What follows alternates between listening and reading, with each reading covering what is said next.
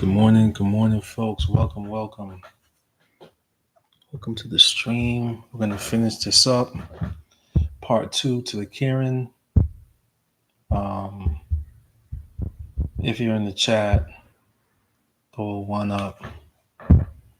Um, really appreciate you guys coming back again. Let me just log into my Instagram real quick. Bring these people in. Hey YouTube. Thank you for the support lately. I saw my analytics for this month and it was really cool. Thank you all for the support. I really appreciate it. And I'm gonna be doing this more and more and more. It's fun. It's really fun to do. Um, as like I said before, I really like to draw. Um, I really like doing these projects that I'm asked to do, and the more I'm doing them, the more and more fun it is.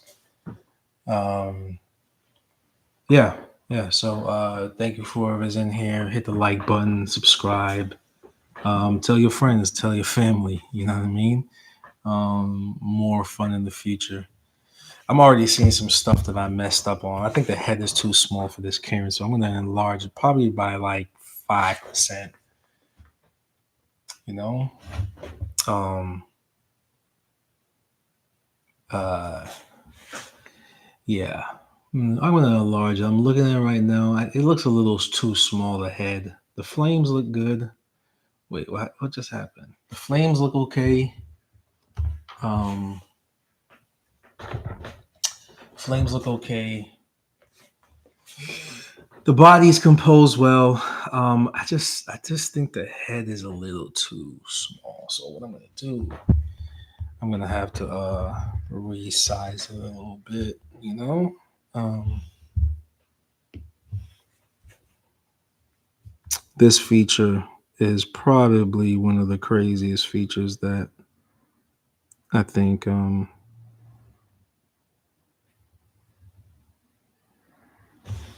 think that Procreate does. And usually when you do this, you have to readjust a lot of things.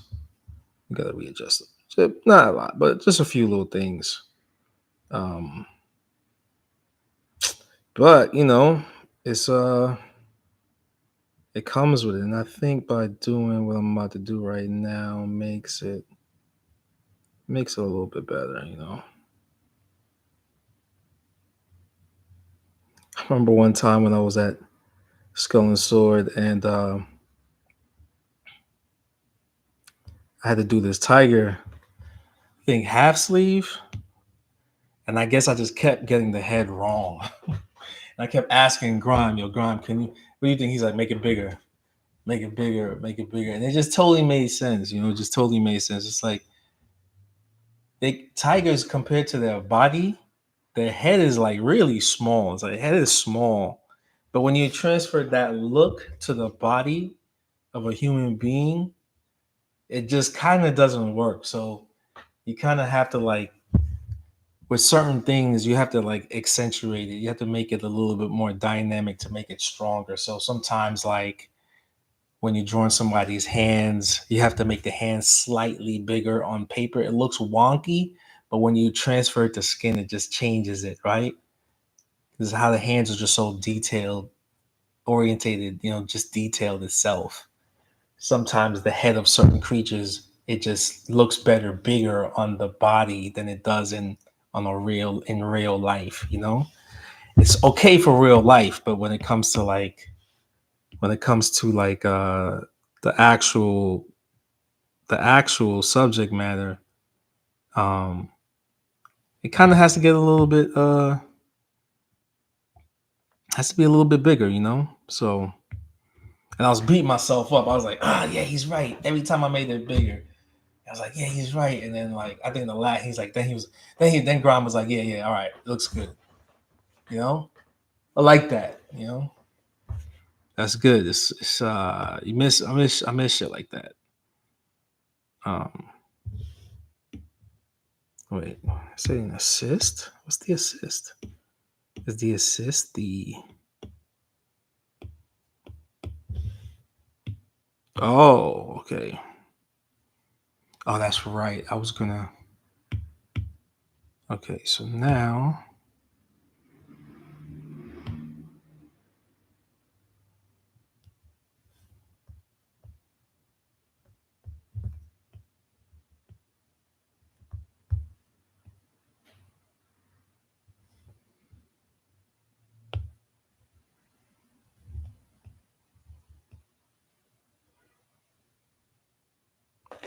So, anybody on Instagram, on YouTube, if you have any questions, ask away. It's not a problem. Um,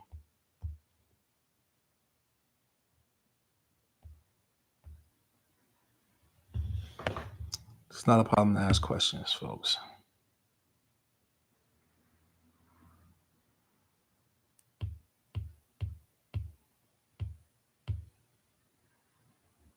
Okay, let's merge that down. That looks healthy. And so, okay, what I'm about to do.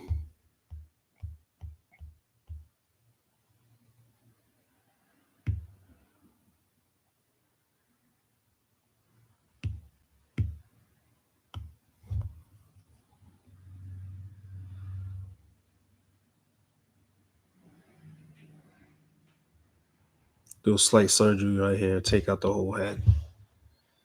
Oh my god! Thank God I ain't put the scales on yet.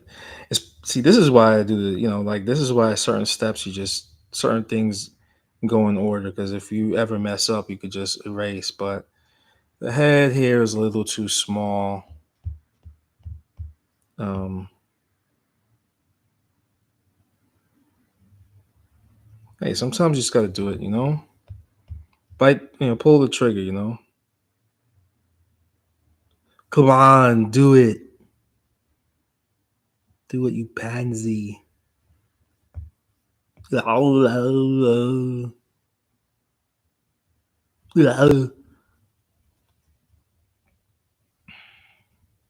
Don't delete the underdrawing because you could always come back and flip it and bounce it.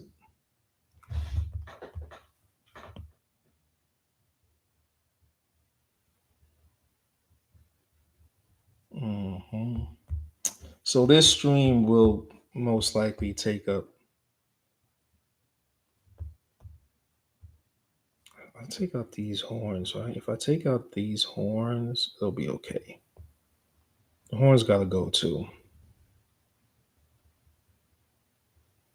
Maybe it was just the head that just needed to go. Well, horns too.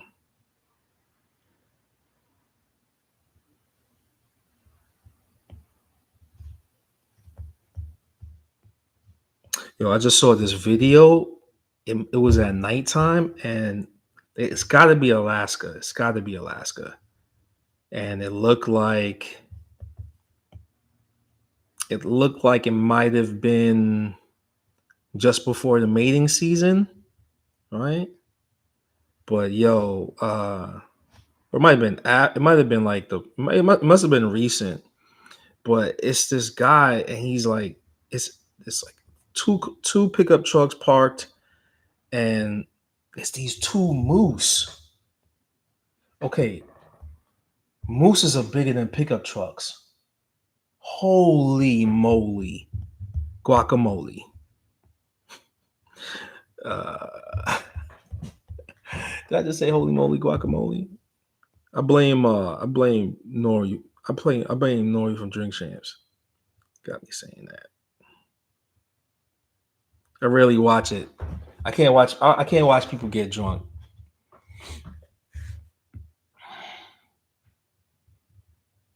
Okay, so maybe that's a little bit. Is that better? Is that better? Is that head size better? Let me see on the TV. Maybe. Maybe. Maybe. Maybe. Yeah, I might have to do. Maybe that's a good size. Is that good size?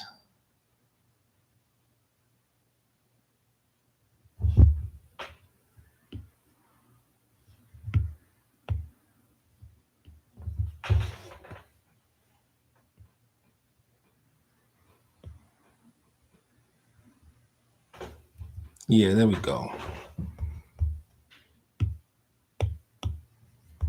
I'm breaking all types of silhouettes here. I'm breaking all type of silhouettes. This, I mean, the head can go into the tip can go into the tail just a little bit. Let's take off some of the excess lines that was on this. Right,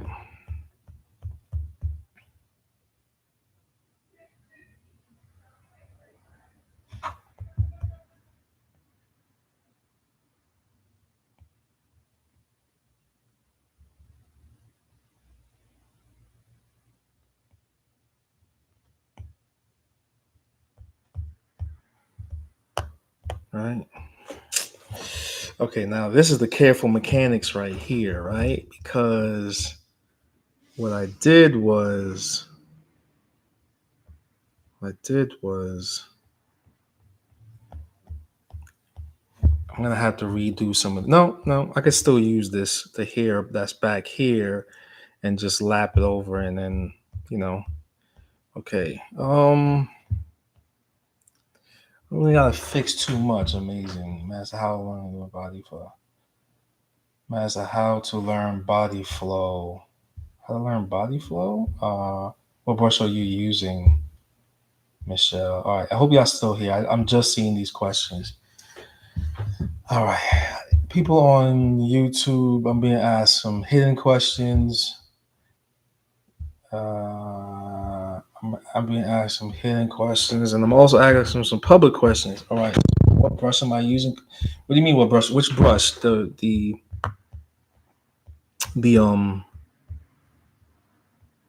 brushes in what brush I'm using to erase, or what brush I'm using to draw with. That's the riddle, kid. Okay. This is where we gotta do like careful surgery, overlapping lines, lines that need to be there, lines that don't need to be there. How do I learn body flow? I study a lot of the prints that were done that were done before, but by some of the masters, you know. Um, so I I I invested in a lot of books. Buy books, kids. Buy books. Buy like a lot of the buy a lot of. I bought a lot of the books that came out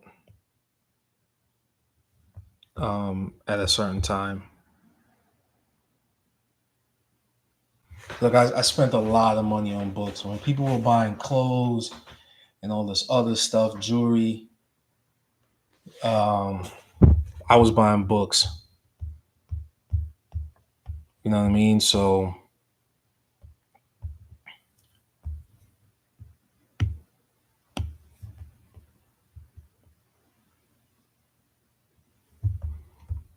I'm using to answer that question. I'm using Studio Pen. I use Studio Pen for when I'm inking stuff. Like when I'm mainly inking, um, I don't really use anything else. When I'm sketching, uh, I use 6B pencil. It has like it has more of a pencil feel. You know what I mean? Um,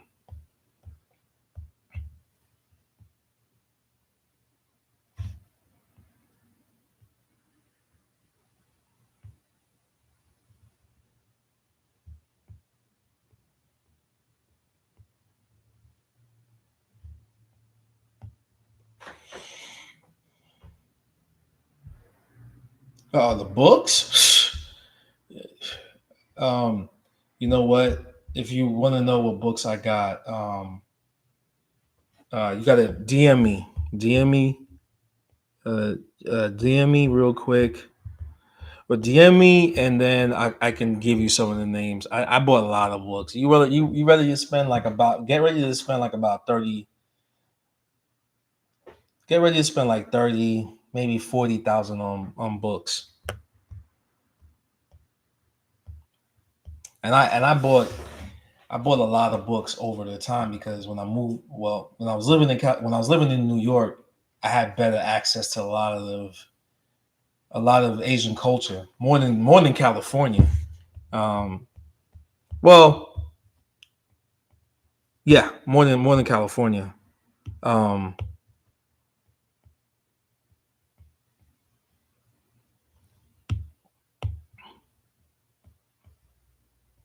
and when I was moving to California, I lost all my books in the fire, so I had to buy back. I had to buy a lot of the books that I bought before, and by the time I had to rebuy them back, which was like 13 years, like so, our early 3 years, 4 years, 5 years, let's say the early 10 years of my life, I was just buying all the books I could get my hands on. I can't get any books that are from Japan anymore because I think a lot of the books that I bought were already discontinued at the time when I was living in New York, and when I got those, it was by luck. Like it might have been like a tattooer who was like quitting or whatever, retiring, and then he gave me these books, or I got them. But those books are long gone. I can't get some of them anymore. I don't remember the name. A lot of those books also were in Japanese, so I couldn't. Um, I wasn't reading Japanese at the time, and I totally forgot the names. I forgot them. So there's like some rare books that I bought. Can't get them anymore. So there were like flower arrangements. There were warrior books. A lot of rare stuff that I got. And at that time, I was like, I got those for like either free or I just lucked upon them, you know. And I bought them for like whatever I could at the time, like $1,000, $2,000, you know. Um.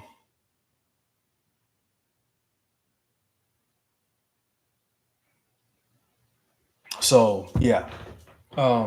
But yeah, get ready to spend like about at least probably the most 15 grand. I mean 50 grand.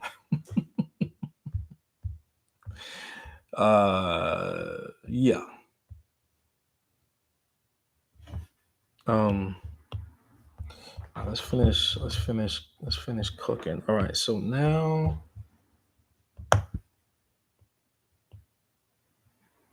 but you know what? The market's good right now. Everything is low, so people are selling. So maybe you could get them.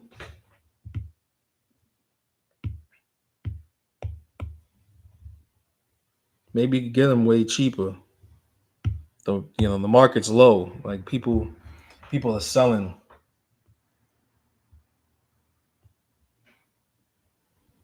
So yeah. So this is Studio Pen.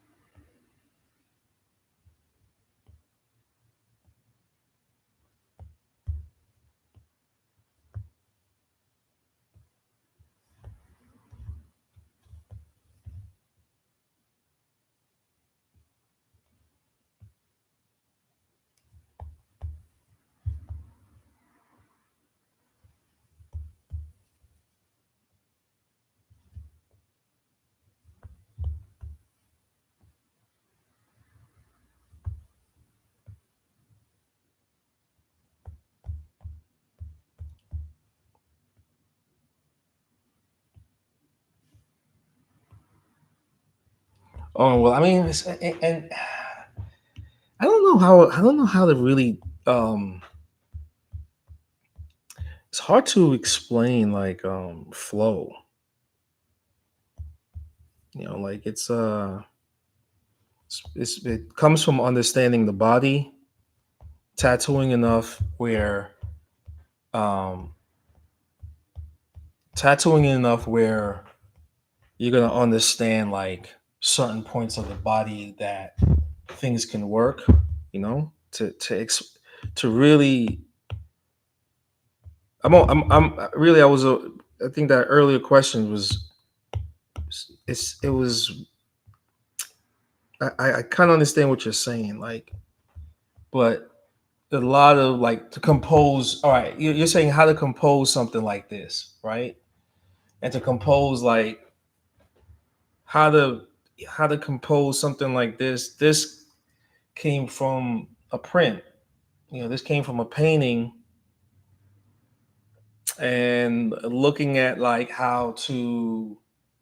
And this is a small painting. It's not like something huge. It might be something huge. I got it from a book, but then like understanding like a Kirin is a horse, and I'm thinking about like a bunch of different things um, to get this design down. So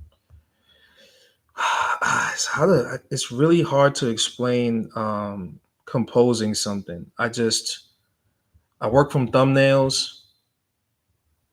I work from thumbnails, and if anybody knows me, they know how I do thumbnails. Um, Other artists I've worked with in time. Um, but I learned thumbnail design from maybe when I was younger. And okay, so uh, how best way I can explain it? So I was lucky. I was lucky when I was a kid. I was lucky. I was a kid. I didn't even realize I was I was a I was absorbing this, but I was around artistic family. I have a big artistic family, right? From farmers to um, artists, carpenters, and like my grandfather was a carpenter, and my grandfather was a carpenter and farmer. Um, my grandmother is a seamstress, and she taught her three daughters how to sew. Even some of my uncles could sew, and so they had trade, So, but that's all kind of the arts, really. If you can, if you really want to say it's part of the arts, learning how to sew, learning how to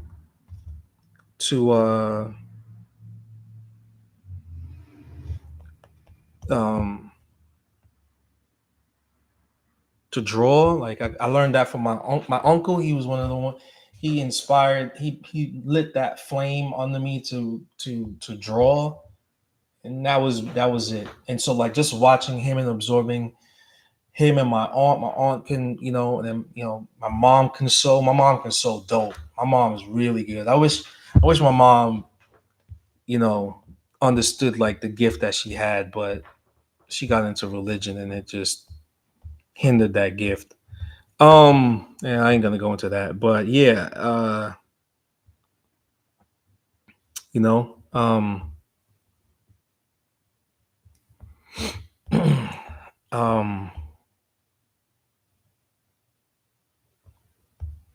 and that was it. I could look back at my life as a kid, and that's what I had. I had all those influences around me, and I just took to drawing. I just took to drawing. That was it, and then when it was time to like compose certain things, I just knew where to put it on a paper, and then it just went from there. And then when I got into doing graffiti helped me understand composition and design, and what to look for. And then Then by the time I got into tattooing, it was just like uh that, you know. But are you if you're asking about composing composing something like this for a tattoo, again, I can say I bought books. I bought a ton of Japanese books. I bought as many books as possible, you know? My thing was buying enough stuff for tattoo supplies when I worked at Tough City. After I bought what I needed for after I bought what I needed for tattoo supplies, I went into the bookstore and I bought like a bunch of books.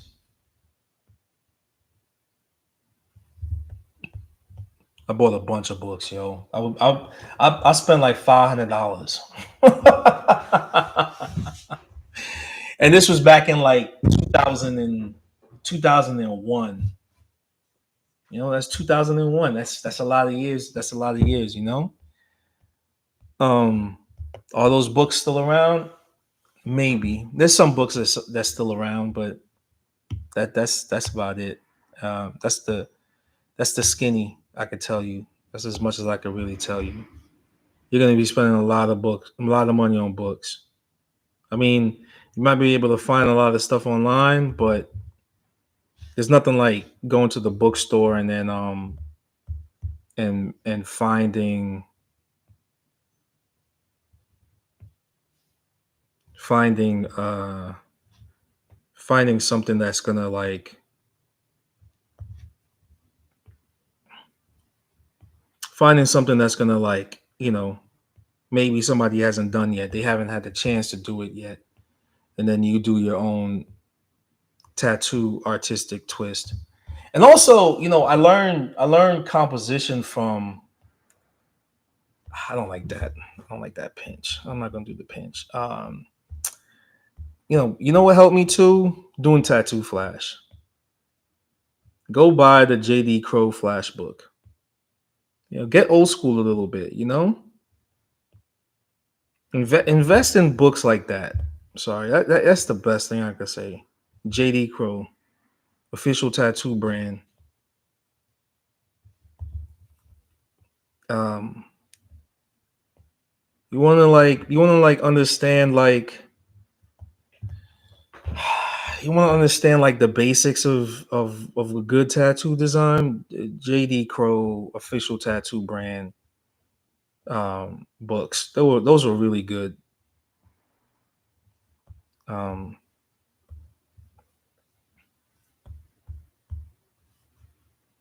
those helped me out a lot because then it was just like it was it was the door to it was a door to composition, not doing the same rows that you might find online that's on Google, right? You know, like it was being designed for the body.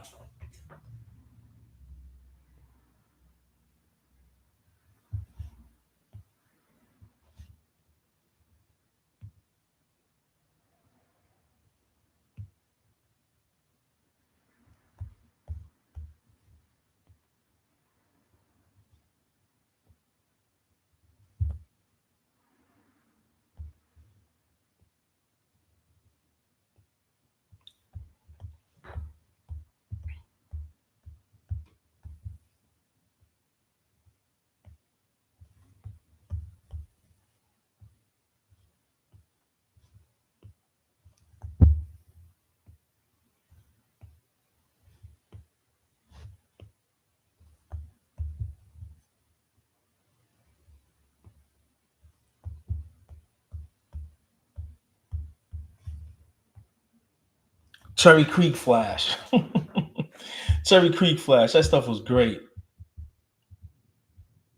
You know, Cherry Creek Flash was dope.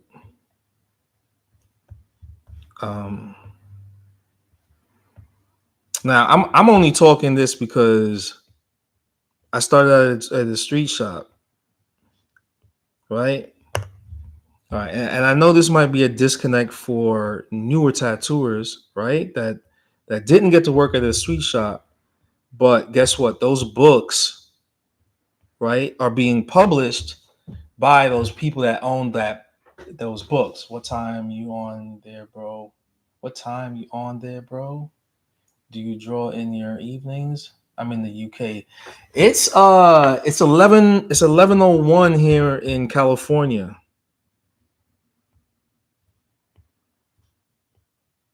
Oh, you're from the UK. Okay, all right. I was about to say like, well, huh? It's the evening there. What time out there? What time do y'all usually go to bed in the UK?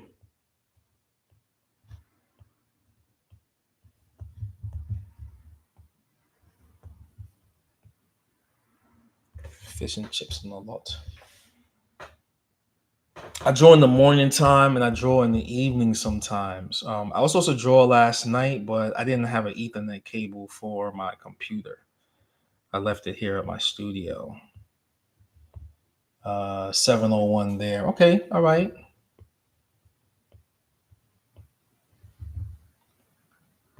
Chris, what's up, man?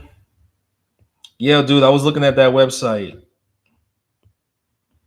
Yo, man, I'm the what you're talking about, the pecking order of actors. That's what I was talking about. That's partly what I was talking about.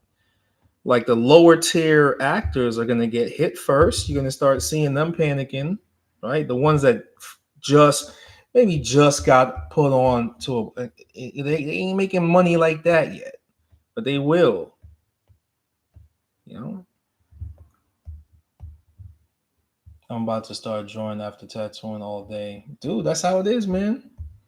I would look when I was. I don't know how long you've been tattooing for, but when I was younger and I just got into tattooing, I mean, I would. I mean, even for like even now, to this day, it doesn't happen a lot right now because I'm on a very strict schedule. I need to get my I'm 44, so I'm up in there in age, right? So I got to draw. I make sure I can get all my drawings done before 1 o'clock.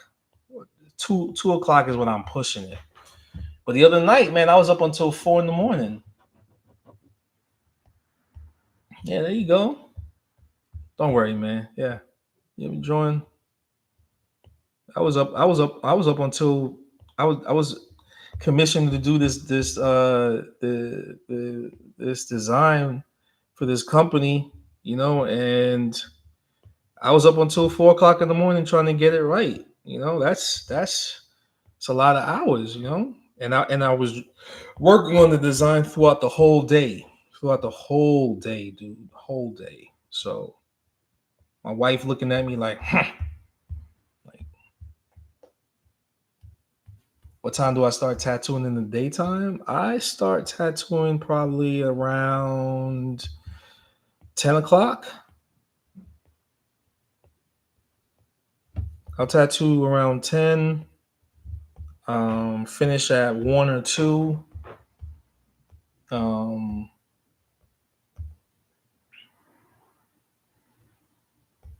but now a lot of my appointments are in the evening now, so I get all my drawings done in the morning, and then tattooing in the evening. You know, that's mainly how it is right now for me. That's my schedule right now.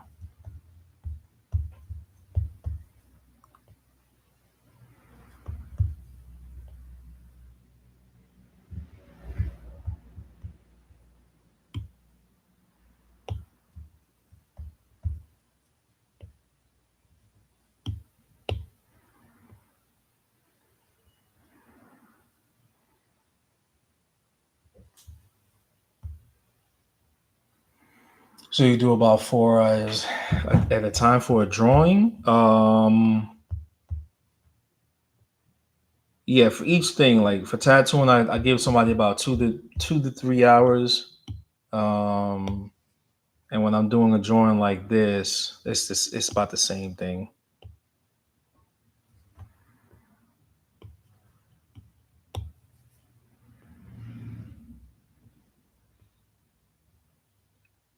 But I'm also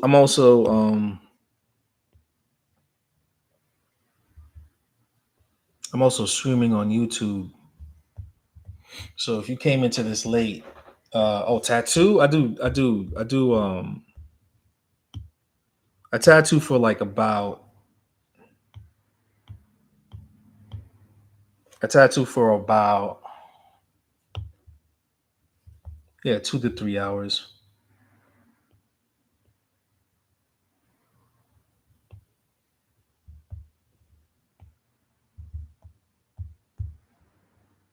Tattoo one person a day.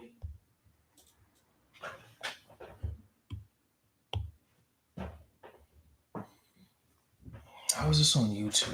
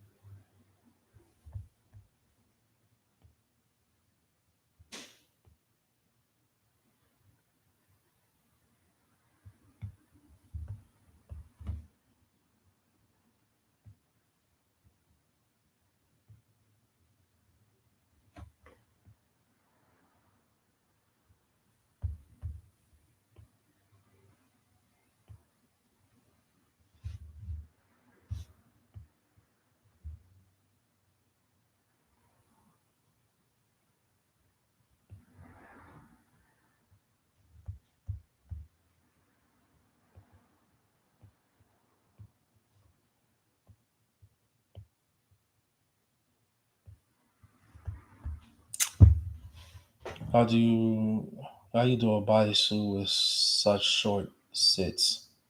That's mad. You're a genius, my friend. J Gray tattoo. Thank you, man. Thank you for the compliment. What do you mean, like lining out the whole back or something like that? Trial and error, man.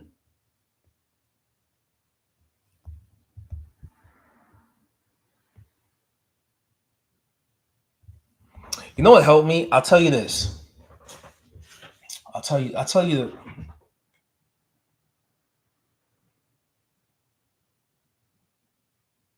Nah, nah. Oh man. You know what? I learned I was lucky. I was lucky. And this is something that, like, I don't know if I don't, it might be happening for like younger tattooers. I don't know. But it's just the way the economy is, right? I was I was I was lucky to be just doing such large scale and such short sittings. Amazing. Yeah, I mean, all right. So I was really, really, really lucky. I could really tell you this. Um, you need flesh. You need a lot of flesh. You need to tattoo a lot of people. You need to tattoo a lot of people. You need to tattoo at least. You need to be in a shop where the foot traffic is heavy. I mean, people are coming in. They want bangers. They want bangers. They want little ones. They want strawberries. They want grapes. They want kissy. They want the kissing lips. They want, they want their boyfriend's name. They want their girlfriend's name. They want their kids' feet on them. They want their kids' name. They want their whole family written on them. And you got to be able to do these tattoos in about 45 minutes or less. You need to work. You want to be in a situation where you're an assembly line. You're just pumping them in.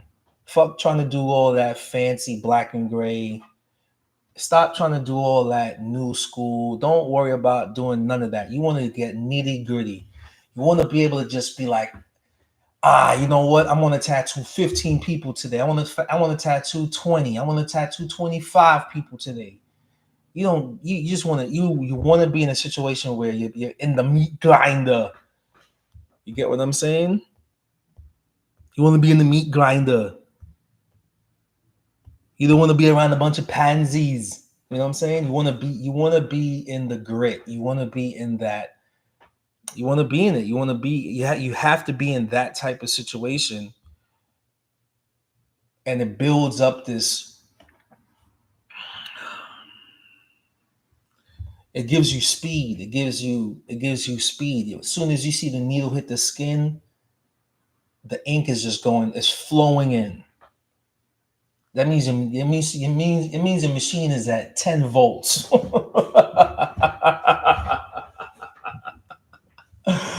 Oh!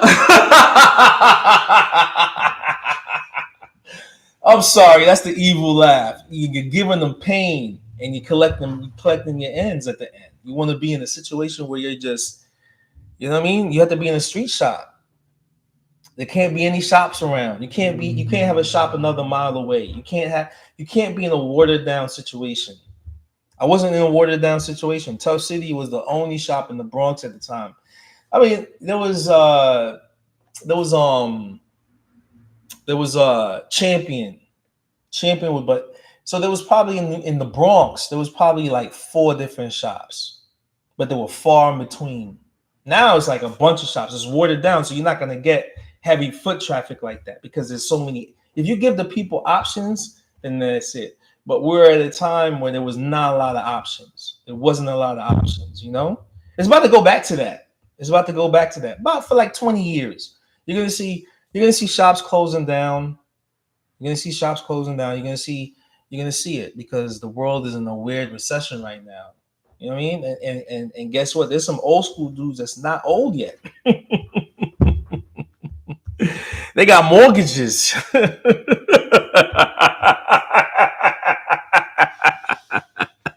And they're gonna make some calls. You know what I'm saying? Oh, let me not put it out there.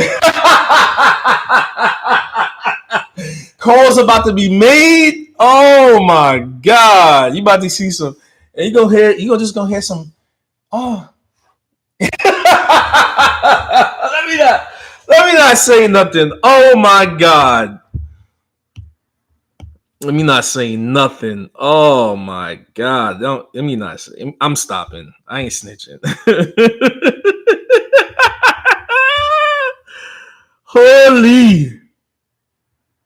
Holy. There's some tattooers. There's some dudes that's been tattooing for like over 20 years watching this right now or gonna be watching. And when you oh my God. There's about to be some calls being made. Just scrolling. What's up? What's up? Good morning, sir. You know what I'm saying? I remember hearing it during COVID. I remember hearing that happen to like 1 or 2 shops during COVID. I was like, what? Nah, couldn't believe it. But I could believe it.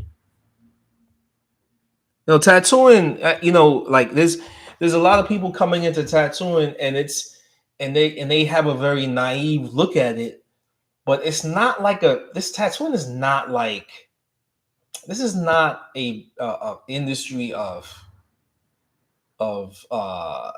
like it's not the nail industry. You know what I mean? It's not nails. It's not like nails. It's not like restaurants. You know what I'm saying? It's not like it's America is being put into a position where the economy is is being trimmed. The automated industry. I got you on the way back. I'm on my way to the airport. I think you don't have much. You know how much I appreciate. Yo, bro, man. Yo, come on, man. Bro, you know what's up, man. You know what's up. You could holler at me anytime. Holla at your boy. Holla, holla, holla, holla, holla, holla, holla. Holla at your boy. Holla, holla, holla, holla, holla. Yo, come on, man.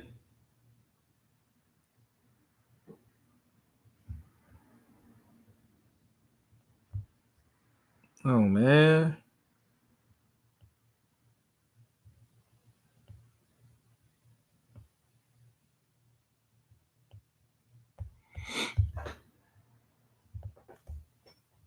Yo. Yo, man. Ain't nothing but the word, man. Ain't nothing but the word, man. Just throw the bat signal, B. Throw the bat signal anytime you need it, man.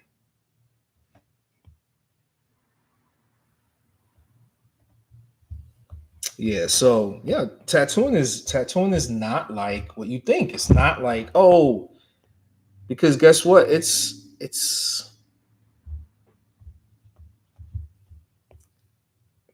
know, it's different. Yeah, no word just yet. I'm on the plane. Okay, no problem, no problem. Yo, safe flight, bro. Safe flight,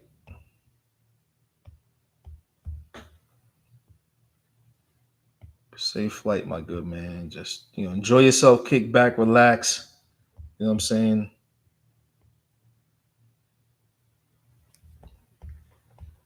You know what's up. And if you ever need anything, just holler at me.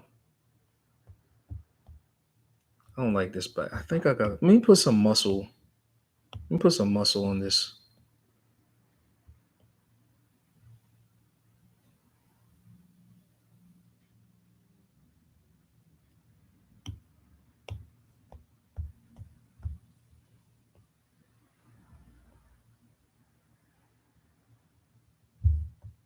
There we go.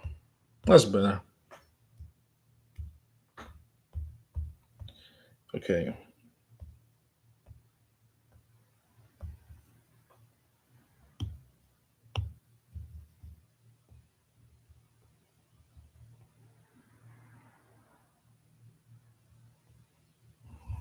Some calls gonna be made in the future, B. You just gonna hear some mysterious things happening. You gonna hear some stuff, man.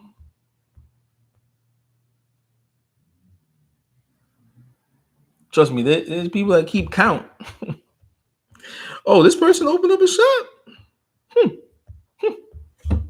Sounds like options. Oh man. Oh man.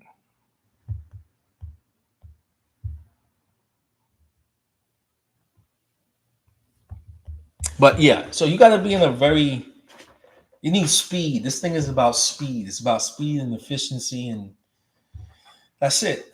And I was lucky. I was lucky to be in that. I was lucky to be in an atmosphere where I can do a lot of tattoos.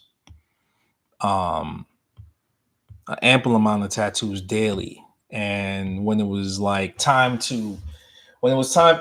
and then it became like, all right, now it's refined. Then it became like more artsy.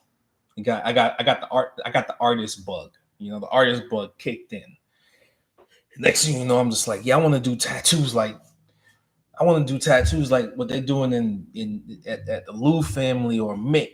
You know what I'm saying? I want to do like the tattoos they're doing at New York Adorn. I want to do like, I wanted to get to like that level. Oh man.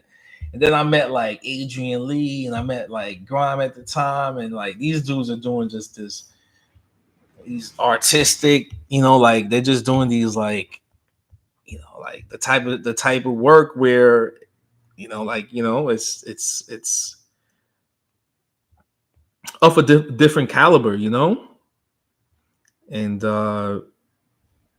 that was the bug.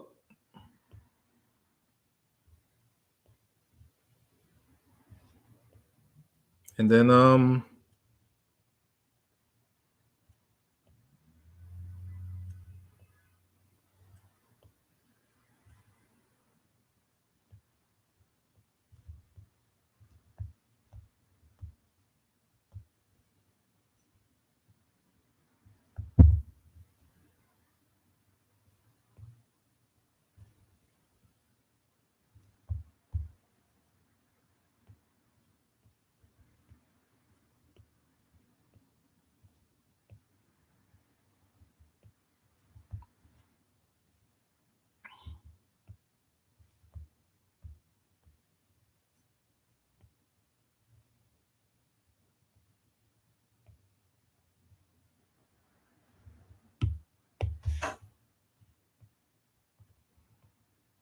and then I guess like it all it all clicked. It all clicked when it was time to do bigger stuff, because that speed and efficiency and just learning, learning different pain management techniques and what to do in certain areas and how to design for can you talk about Grimes' schedule? Does he work 8 to 18 hours a day, or is it super time, or both? I think it's both. Man. Grimes puts a lot of time into what he does. It's like oh, look at all that stuff that he does. It's all thought out. So it's well planned out. It's really well planned out. You know, I've I've witnessed it because I worked with him where he's pulling it out. He's pulling it out of his brain. I'm not going to say how he. I'm not going to say like what it looked like, because that's something that I saw, and I'll keep that to like to myself. But or one day when I interview him, he could tell you. But I've seen him rack his brain to get like something out, and then when it comes out, you're like shit. You know. But I think that's years of just experience on his end, being being around uh uh uh like-minded artists, from wherever he started in Arizona or Colorado to to coming to California and crushing,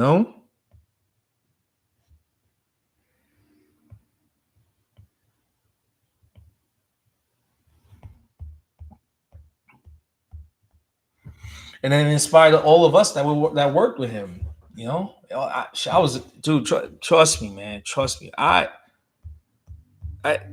I'm lucky to be in certain situations that just push me to be like, bro, you can't be on some lazy shit. Because for me, it's just like it's not like I'm gonna think. For me, it's like I've been lucky enough that I like, what I'm saying is like it's like me walking down. You like I've seen some stuff walking down the city in New York, and I was just like, oh, I get it now. I get like why people say I was just in the right place in the right time. Because you're just doing a lot of wandering. You're just being in the right. You put yourself in a situation where you're gonna be you're gonna see something cool. Like you might walk by a movie set, something happening. Like seeing something cool or something crazy, or being around the right type of people. Doing the work, and then when you're doing the work, then somebody recognizes you, and then they reach out to you, or they know somebody that knows you. The whole concept of 6 degrees of separation is so true. I think one of the reasons why I think one of the reasons what worked for me was graffiti. I didn't know graffiti was gonna take me this far. I didn't know some hip hop shit was gonna take me this far.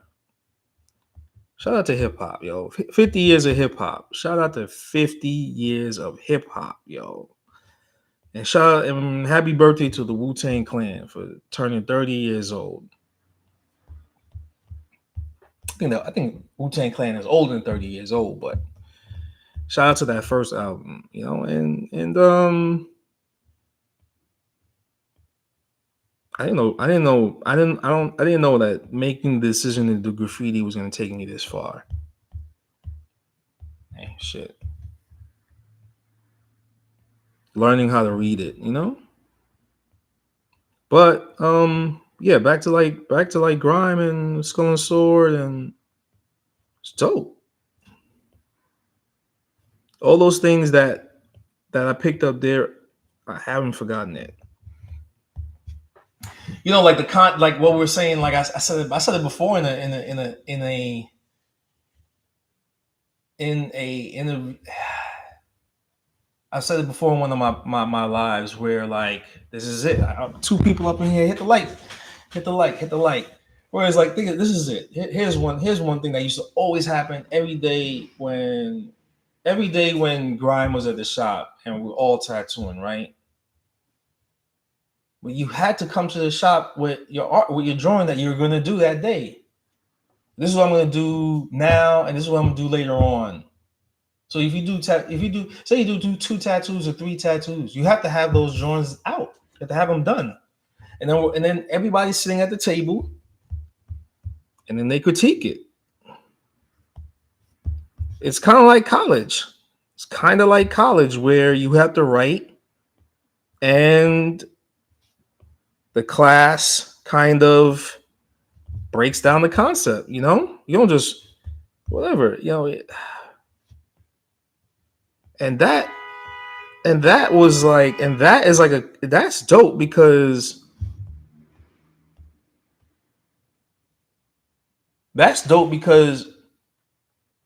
everybody sees something, and there has to be some constructive.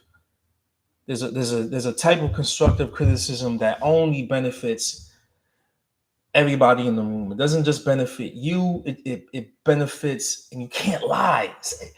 I mean, yeah, you can lie, but then explain that lie. Explain that lie. So it forces you to tell the truth. That's it. And then they watch, and then everybody learns from it. They watch, and then you have to redraw it right in front of everybody. You have to redraw. You have to redraw it. That shit is fly, yo. You can't be on some because then you're just a weak link. You got to do it. Redraw it right there. Put that. Yo, what? Yo, man. Oh man, yo, what I give for that shit to come back? You call that nigga Grime. Yo, Grime, can you reopen Skull and Sword again?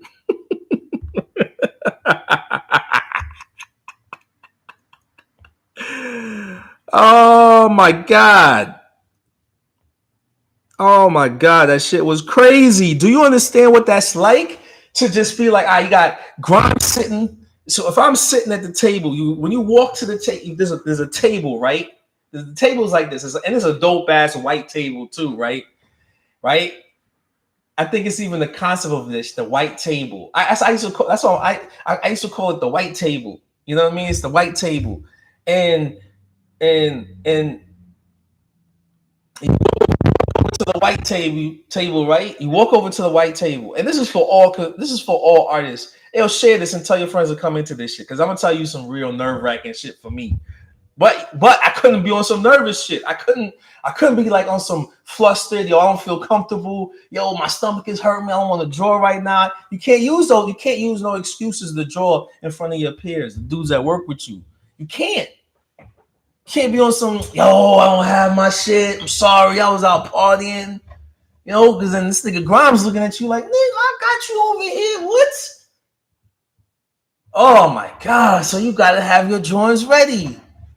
It's the same shit Akuma says in Street Fighter. When you step into the arena, make sure you have all your powers at the ready. Oh, that shit is so fly, yo. I totally go by it. You come into my shop, you come into this private studio, and we're gonna draw. You gotta have your drawing ready. That's what I took from it. You have it, and you have to be able to draw right here. Don't just sit around and because I'm looking at you, and I'm not gonna say nothing. I let you cook. I let you cook. If you come here and you're an artist, do some art shit. Don't come here and just hang around and want to chop it up and want to drink my drinks and shit. I let you drink. I let you feel comfortable. But I'm paying attention. You know what I'm saying? I'm sadistic with it. I let you cook. Yeah, do what you want to do. Yeah, you want to play some video games? Cool. Are you gonna be productive though? How you gonna bring value to this studio? You know what I'm saying? That's my shit. But what I learned from it's not about me, but it's about what happened at Skull and Sword, right? So that was a dope shit. That was what's dope about it. That was dope because it was just like you got to draw, and then they watch how you drawing, they watch how you do this, and then it's just and then you have to explain why, maybe why you did it. Oh, this is why I did it. I was thinking this. All right, that works, but finesse it, like change, try this. It's not like do it, do this, do this, do this. It's try this. How about this? Maybe this can work. Oh, try building up this, doing this way. And then it's like, and then if something that doesn't work, it's like that doesn't really work. Well, how come it doesn't work? Oh, they'll break that. It's not like just do it and just do it. No, this is why it's not gonna work, because you got this going on and this overlaps this and this doesn't work here and this blah blah blah blah blah blah blah blah. And then here we go. It just cuts out.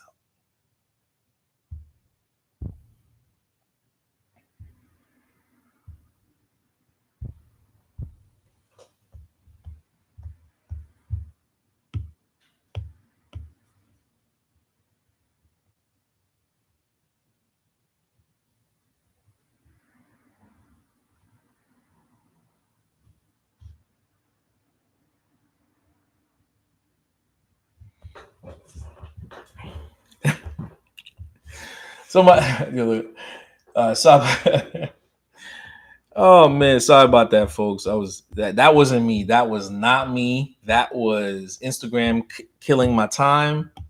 Um, but hey, if it won't if it doesn't let me back on, if it doesn't let me back on again, folks, just jump on my YouTube. Um, they might not let me back on again. I don't know. That's what happens when you get shadow banned, yo. You lose you lose your extra time. All right, so what I was saying before, and so you have to explain why this doesn't work. And so now you kind of giving away your secret. You can't be on some I want to keep this secret to myself. Nah, because you're gonna learn from them. And there's some stuff I picked up stuff from them, from those guys, and I apply it to this day. I apply it now. It only made my artwork better. It only made my work better. It only made me want to work harder and smarter. It only made me work harder and smarter. And so now it's like you have to be in a constructive, criticize. Um, you have to be around constructive criticism.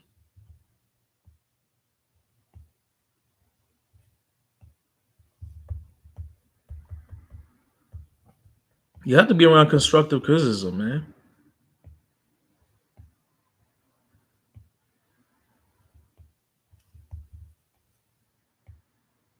Even when you don't want it, yo. This sometimes I tell you the truth. Sometimes I didn't want to hear it. I didn't want to hear it. I didn't want to hear it, man. I honestly tell you. Sometimes I was just in my ego bag. I had my ego. I had my ego there, yo. Sometimes I went in with my ego, and to have that your ego getting torn down, it kind of feels good. It does, man. Seth, sharing and having a dialogue only makes us better. The rising tide lifts all the boats. Facts. The rising tide lifts all the boats. Yes. Yes. It's intense. It's an intense feeling of what your internal brain is telling you is wrong. Hey, look, Grime is older than me. And when you tell him, hey, this works, what if he's also asking you, what do you think about this? So this dude is way more experienced than I am, and he's coming to me and saying, yo, this work. What do you think about this?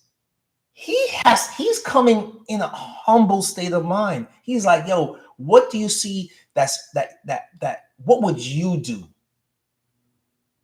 And he's in the best position because this is his that's his studio. He's hiring people that he sees doing something, and it's only making him better.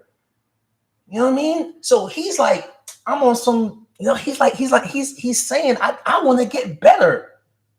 So to somebody that has less experience than thinking that they got all the answers, that it's like you basically have lack of situational awareness when you see a person that is coming to you that has way more experience, but is willing to humble themselves and say, hey, what do you see in this that is wrong? Help me make it better. That's all I'm saying. That's all I'm saying.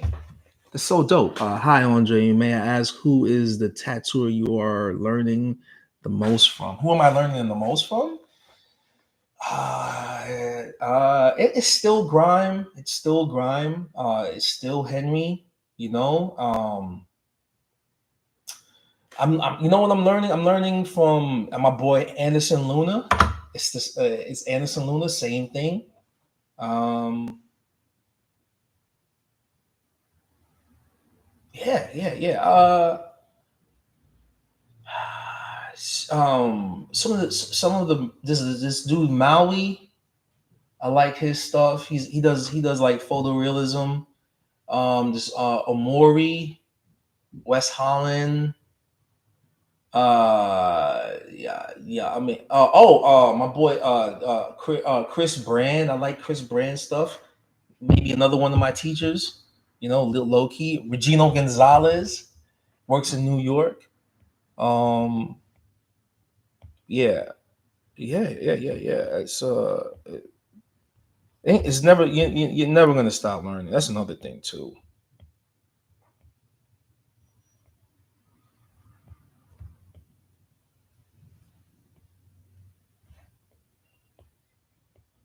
Oh man, and then and like I was saying before, look, there's sometimes I just didn't want to fucking hear that shit, you know. But you got to do it because guess what? You're working with a dude, right? They're helping you. Yeah, you got to go out there and hustle to get your clients too. But then also, I'm another thing too. It's like I'm working at that studio, and they're helping me get clients. So I got to draw, and it's things like that too. You know what I mean? So it's like it ain't just like some hop in and hop out type shit. It's not like I'm just taking and ain't giving back. You know, he's letting me into his resources to make me busy so I could earn. So it's like that type of shit. It's that type of respect level too. It's that type of generosity. Never really, you can't really overlook that. It ain't just like, yo, it's only business. It's not just business, man. I feel like one of the healthiest creative environments I was ever in. You know, ever in. Like,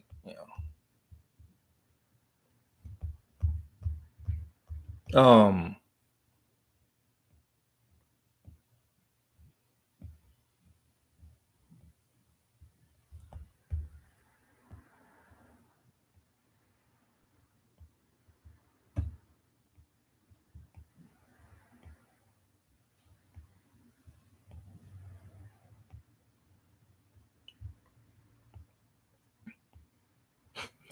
draw something. I feel nice and shit. Oh no, do this, change this, and you gotta redraw. Imagine you draw some you draw some shit, and then Grime. Think about it like this: Grime sees this, then Lango sees this, Utaro sees this, Henry sees this. So everybody's changing something about your design, right?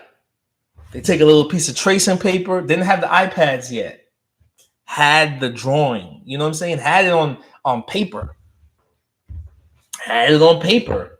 You know, had it on paper, and also like Luke Stewart. I'm learning from Luke. I like Luke Stewart. Like, everybody at Seventh Son is good to answer that question on YouTube. It's not just one person critiquing. Because I remember reading interviews and people talk about Grime and be like, yo, he tore down my whole thing. I felt like shit afterwards, but it only made me better. Yes, very true. Tore it down, but only made you feel better at the end, because all of this makes you don't make those same mistakes again. But it's just not just one person. It's there's 4 people breaking your shit down. And you can't fold. You can't fold, yo. You can't fold under that type of pressure, because they're studying you. They're studying you. They're looking at your hand. They're seeing how your hand moves. And I had a trick. To do small. I had a trick that I was always doing to help me out with that. But it worked, because then when everybody tore into your work and said, change this, do this, don't do this, do this, then you're saying to yourself, all right, cool. You gotta put your big drawers on. Put your big drawers on. You know what I'm saying? And then the drawing power comes out, because if you drew it that night before, you can really draw it all over again. Let your client wait. Let your client wait, because it's gonna be on them for the rest of their life. Forgotten about getting the Fudo Dragon back. We just had to hit pause because of divorce stuff still pushing to get out there. Oh, nah, don't worry about it, Seth. Don't worry about it. Are you going through a divorce too? Hey man, look, I do divorce discounts. I've been through a divorce. Did she get you for half? Any child support? I do. I don't care. You get mad at me. Yeah. I do divorce discounts.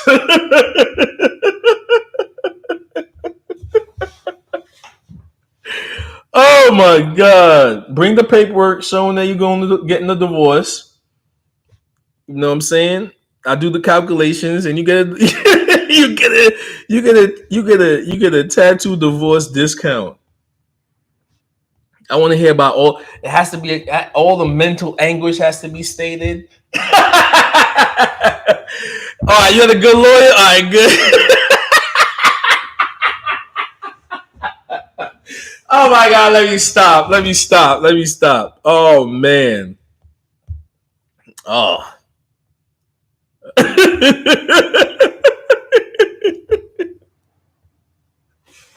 It was all done now, officially from June 23rd. Good for you, brother. Good for you.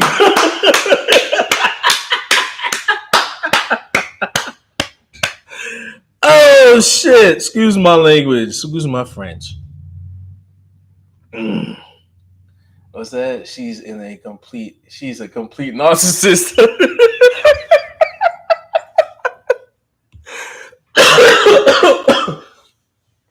Overbearing expectations, I bet.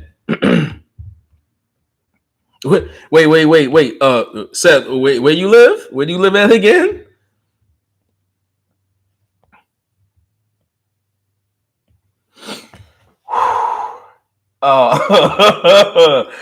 Yeah, man, I do divorce discounts, folks. You went through a divorce, bring the paperwork. Show me how much she's taking monthly. You know what I'm saying? I put you on a payment plan. Holy. My beer is cold, like the heart of my US. Gaston. Oh man, I'm dying. Oh, sorry. I'm sorry for. Hey, I'm only laughing because I had a divorce, bro. You know what? You want to hear something funny? I was going through a divorce while I was working at Skull and Sword. So imagine that. I'm going through a divorce and I gotta perform at the highest of my mental capacity at the time. So imagine yo, and tattooing is a mental. Tattooing is 100% mental.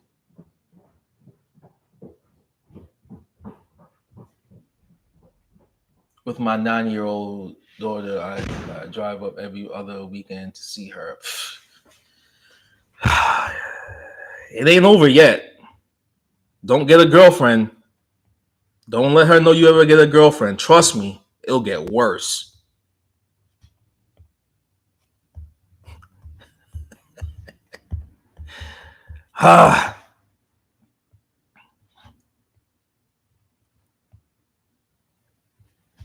I do, and for women too.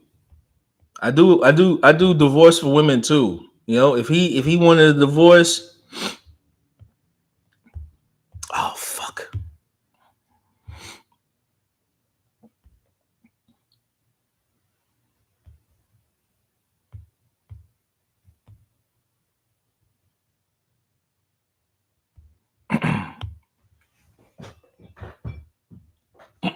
Oh, you had a girl? You got a girlfriend already? Man. Oh man, bro, bro.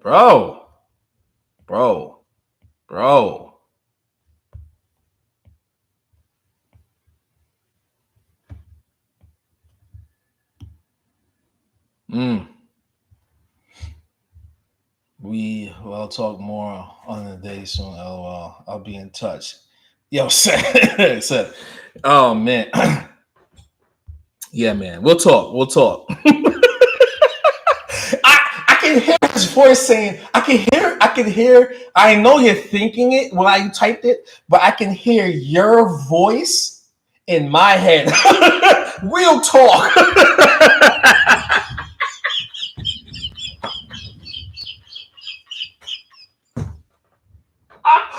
Oh my god! Oh my god! I can hear it. Oh, we'll talk. I can hear that. I can hear it, man. I can hear it. Yeah. So I was at Skull and Sword going through a divorce, and I had to draw every night, man. I had to draw, yo. I couldn't be on some. I couldn't be on some. Yo, this divorce is killing me mentally. Nah, man. So how do you push that to the side of your brain? How do you push that to the side of your brain? You know what I mean? You spent the last 7 years with somebody. You know what I mean? How do you push the last 7 years aside? Oh, yo, it's crazy. You know, and then you gotta go, all right, you know what I'm saying? And then, oh, you know what's funny? It's let me not let me stop. Yeah. So that's that. Think about that. And everybody understands when you have to think about what you're gonna draw, because you're using your imagination. You're using your imagination. You're using all the things an artist does. So artists, you got to be somewhat in a comfortable state of mind, right? You got to be in this. You have to be in this productive state of mind. You can't have certain things that's gonna like really take you out of your element. Trust me, a divorce takes you out of your element. You know what I mean? It takes you out of your envelope, your element. You know what I'm saying? Being on a different schedule now, picking up your kids, dropping them off. They're staying with you 1 week, and they're staying with her other week, and those things are things that are affect you. You know what I'm saying? They affect you. They will affect you. But then what you have to do, that talent that you've had your whole life, you know what I mean? That voice in your brain, that is your ego that helps you get through some type of mental, stagnation. And then you have to turn that off. Imagine turning it off to listen to four guys rip into your artwork that you're about to tattoo on someone. And then you're thinking about the needle size you're using, from the liner to the shader. Excuse me, from the liner to the shader. How your machine is working. You know what I'm saying? Your ink you gotta buy, your tubes. You get what I'm saying? And then it's also you gotta leave all that shit that's in your personal life at your house. You can't even take it with you in your car because now you're in a vehicle that's a weapon. So you're driving in California, Northern California traffic, right? You're driving in Northern California traffic to take your kids to school, to leave at a certain time to pick them up. You know what I mean? You know what I mean? And you have to do that every day.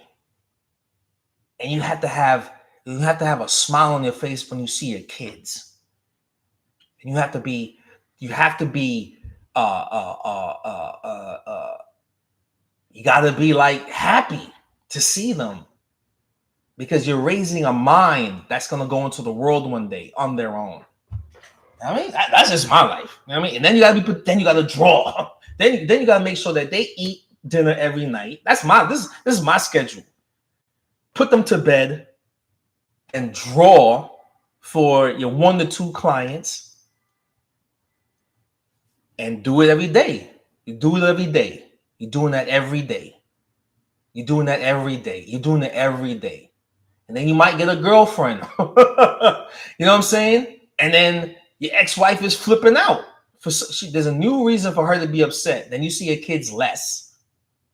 Then you can't see your kids no more. Only until the summertime. And now you're in a state of mind of production. You got to be productive because you're paying more child support. Now you're paying child support now. You know what I'm saying? And you don't get to see your kids, and there's strangers around your kids, and you can't police that. Hey, there you go. Now, I mean, I put myself in the decision to get married, so that's my decision. You know what I'm saying? So when people say, "Oh, yo, Dre's this and he's that and he's doing this," when people lie on me and say certain shit, that's extracurricular activities. That's a person. Those when people talk shit and say certain shit about me, or usually it's always shit talking. But guess what? I have to produce. I'm still tattooing at a higher level than they are. Do you think I got that much time to lie and say stupid fucking shit? Well, I got 2 kids I gotta take care at the time and worry about a crazy fucking ex-wife. You think I got time to talk shit about your punk ass motherfucker? I don't give a fuck about you. Not you, Seth, or not anybody asking questions, but it's the shit that I had to go through at that time with an ex-fucking wife. And that shows that the toxicity that when people have about you, that they don't even know you, it's mind-boggling. And I hope motherfuckers see this shit, what I'm saying. Because you when you gotta really step back and think, you think Drake got that much time to lie on you when he got this amount of shit in his life? Nobody never said that. Nobody said, hey, yo, what do you think is going on in Dre's head? Why do you think he would say some shit about you? Well, yo. No, I don't think he said that shit about you. I don't think he gives a fuck about what goes on with you. Because Drake got 2 kids, an ex-fucking wife, crazy as fuck. You know what I mean? And he has to draw and come through this and come here every day and make sure that he has his drawings ready, right? And then we're going to tear down his shit. We're going to tear down each other's work, right? We're going to tear down everyone's work. And then we have to redraw it in front of each other. You know how mentally strong you gotta be to do that? And when I gotta get on the plane and I go to New York or wherever I go, when, yo, Dre, I heard somebody said you was talking shit about him. What? How? I'm over here doing this. Who the fuck? How the fuck? When did I have time to do that? Oh my god, motherfuckers think I'm on the eat a gravy train over here. Oh, what little you know.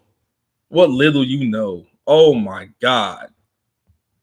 Yo, it's crazy. It's crazy. It's crazy. So shout out to the productive ones that just mind their business.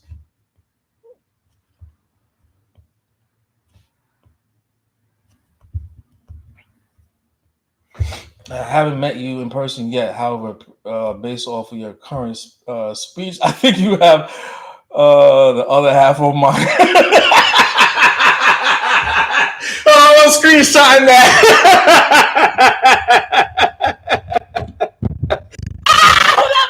Hold on. I'm screenshotting that. Hold up. I'm screenshotting that.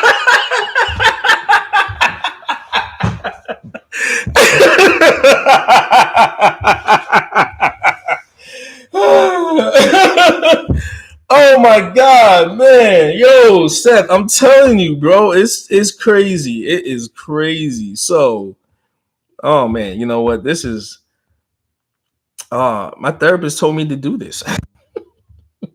Let it out. Oh,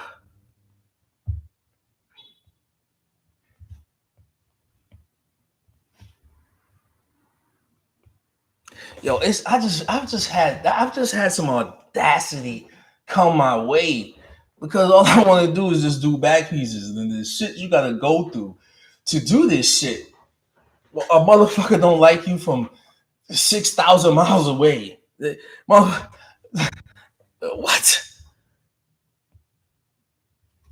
Random fucking DMs and messages on your pictures, and it's just like, what?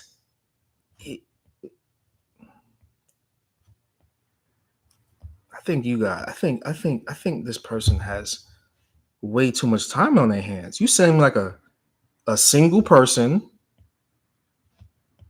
that have no real life responsibilities.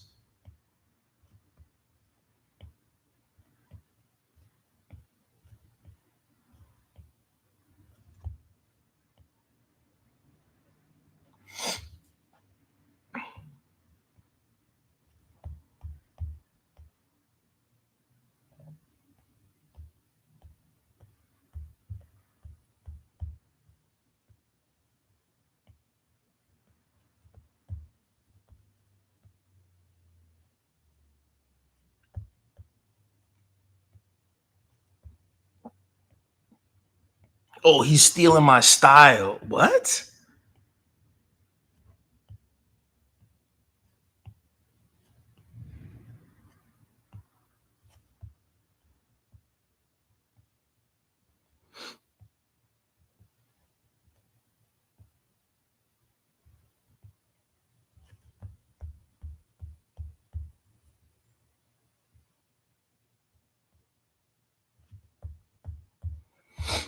Oh my god. I didn't know styles were copyright. Right. Yeah, man. You know, let me not say nothing, man. I think I said too much. I've said too much already. You know,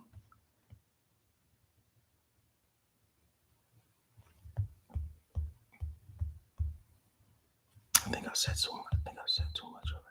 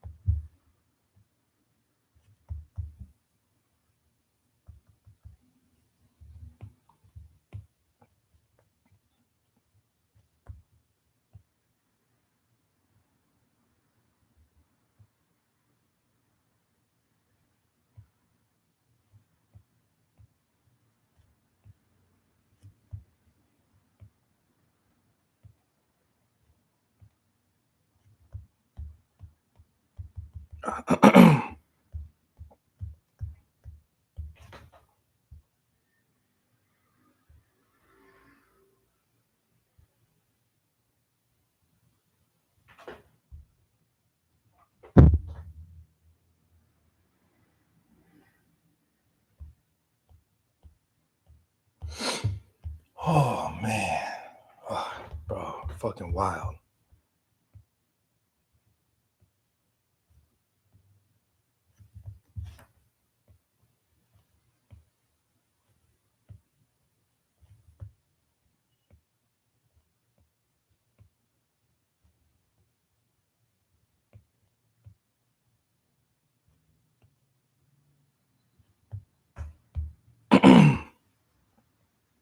But yeah, the Skull and Sword was probably working with those guys was great.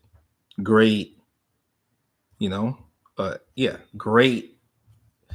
a great experience because it it only made things better.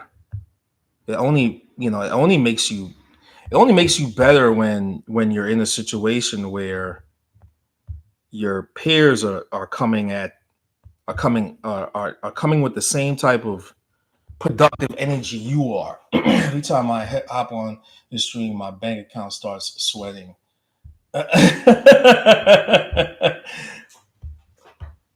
uh yeah, so yeah, I gotta say, like, it was like some it was like the if that's what if that's what college is like, you know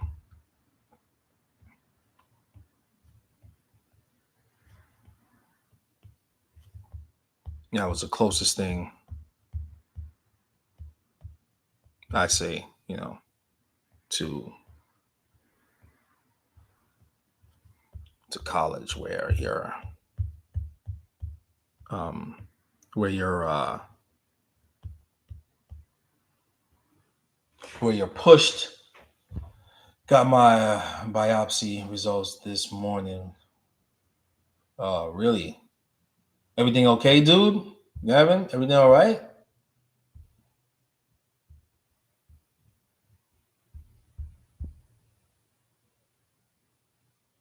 Benign tumor. That's good. That's good. That's good, right? That's what I'm talking about, kid. That's what I'm talking about.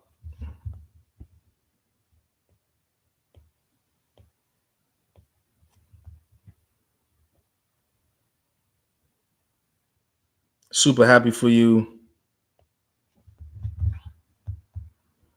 I found out last month my uncle got cancer, and he's going through chemo right now. I hit him back. I hit him up yesterday, but he ain't hit me back. Since I know my uncle, man, he been smoking like a chimney, man. You know, that's one of the things I got to do when I go to New York is go see him.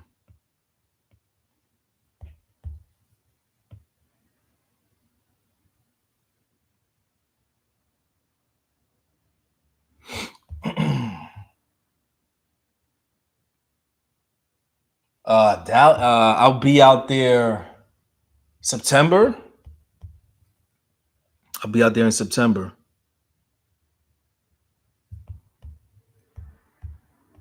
Yeah, man, I'm happy for you, dude. Yo, Gavin, I'm happy, happy, happy, happy, happy, dude. I'm happy.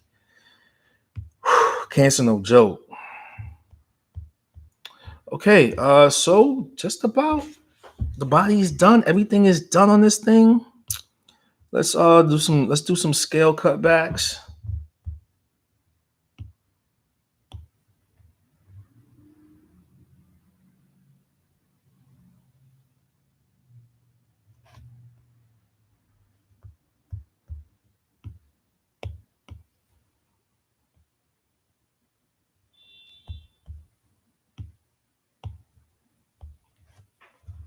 Mm.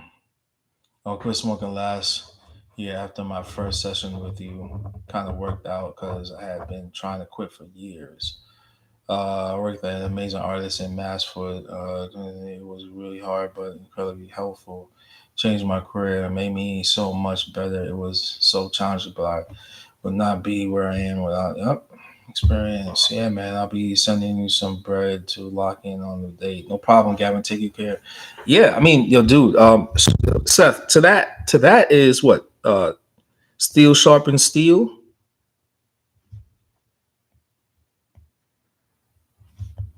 That's all it is, man.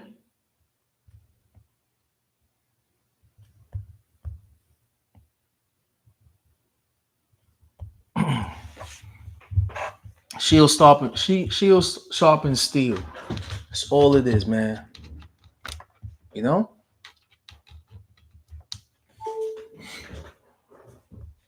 I mean, she'll steel sharpen steel. All you're doing is just and all it is just drawing.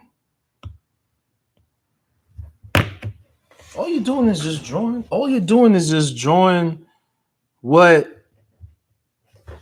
all you're doing is just drawing what you already drew. You know, Jim Lee says it all the time. Look, don't be afraid to erase. Skull and Sword was a lot of erasing. A lot of erasing. A lot. And I didn't mind it. You know? Erase. Do it again. Nope, this is wrong. That's wrong.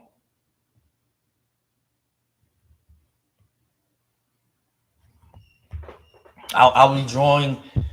I'll be tattooing something and Grimes watching you. Yo, Grime will watch you. Everybody will watch you. Everybody stands over and watches you. You stand over and watch them. How dope is that?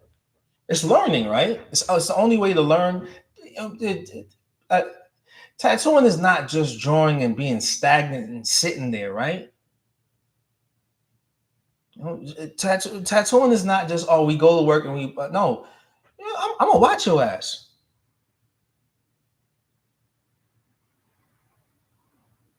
Just watch. One time I was drawing in the London convention, and Philip Lou walks over and he's watching you draw. Just watches you. Or Mick is watching you. Somebody's watching you. Paul Booth is watching. What's wrong with that?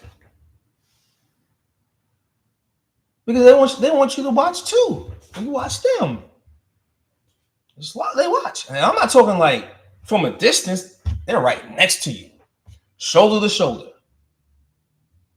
Grime will just stand there, arms crossed, watching, looking.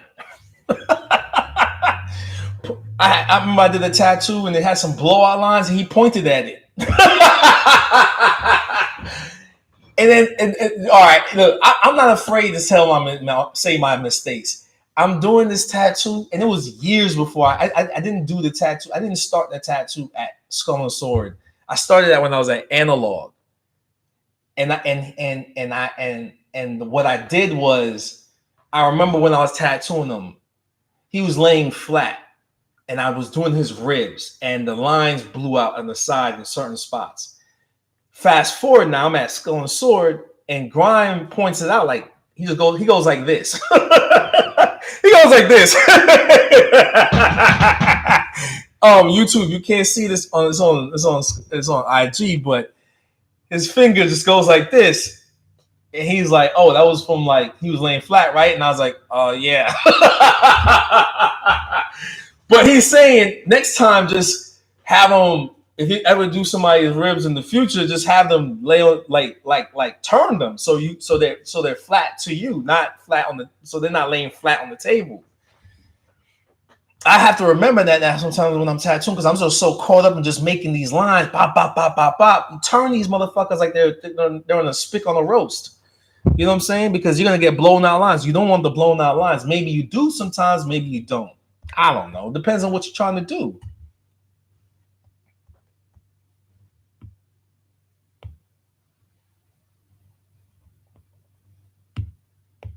He knew what it was.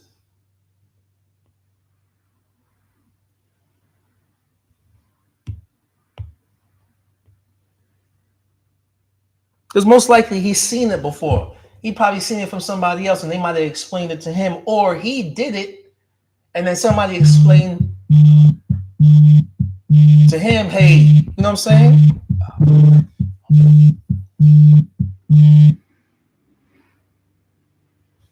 You, Chris. Yo, how you doing, my man? I'm chilling, man. How are you? Good. I just saw that I had a missed call from you when I was in New York. Do we talk yet, or are you good? Yeah. Can I call you back in like? Can I call you back in like an hour? Yeah, that's fine, bro. I just want to make sure you had everything you needed for the sizing. Yeah, I did. I do. I'll call you back right in an hour. No rush. All right, thank you, bro. Hey, look, man, that's how it is. I mean, that's how it is. That's how it is. He's not pointing it out like I'm an asshole. But he pointed it out to help. I respect that. You know what I mean? I respect it. You only learn. You only learn from that. You only learn. You know what I'm saying? You only learn.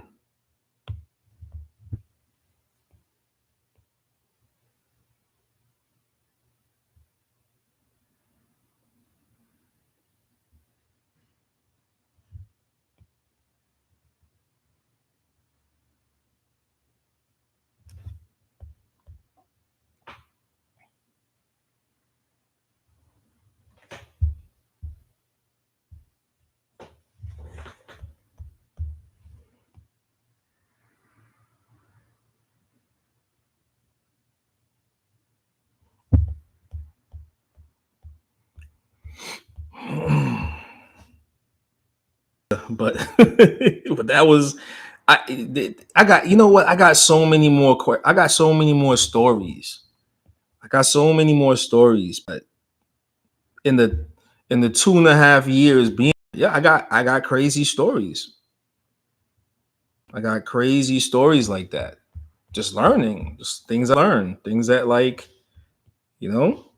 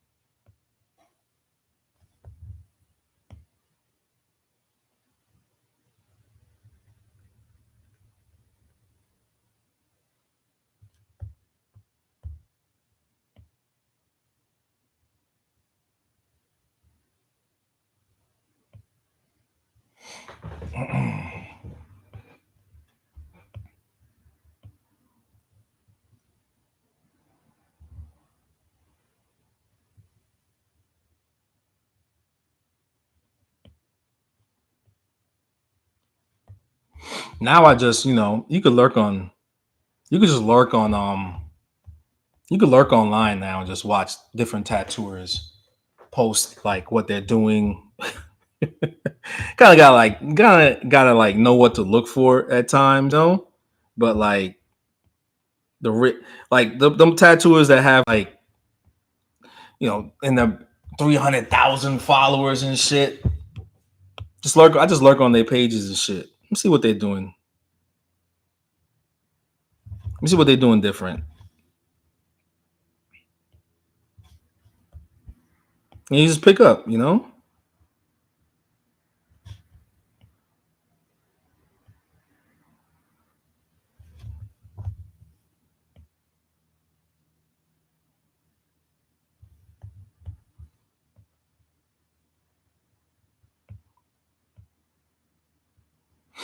like it's not giving it away. People could argue, yes, you are giving it away, really, but what giving it away is those days been since the internet came about. You've been giving it away, since magazines came out. You've been giving it away. It's how you can break down the information that you're looking at. Like, back at one point, you can look at a picture of a freshly done tattoo. It's all, if it's black and gray, right? It's all burgundy looking, right? And then there might be another picture of that same tattoo and it's all black and gray. Now, if you know how, now the trick is How do you break that tattoo down to make it look like that? How do you make it look? How do you replicate that? That's where that's the thing where a lot of people did. They were like, I want to replicate my work to look like that. So if you started doing a lot of black and gray, right? It was, well, you had to get the right type of black, and then make a mixture, and then get it just like that. You know what I'm saying? And or if you knew how to color, you knew how to break down the color wheel, and see what colors they were using, or you just went to conventions and you watched them tattoo from afar. You get into a right position, and then you watch them the whole convention. You're giving it away. So the concept of giving it away, you've been giving it away.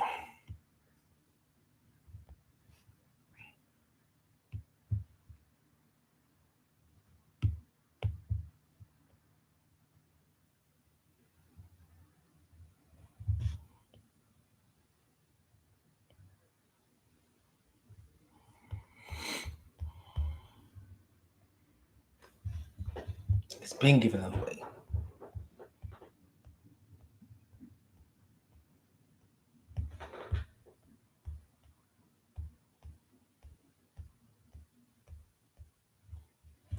I'm signed up to do the Puerto Rican convention this year. You going? I might, I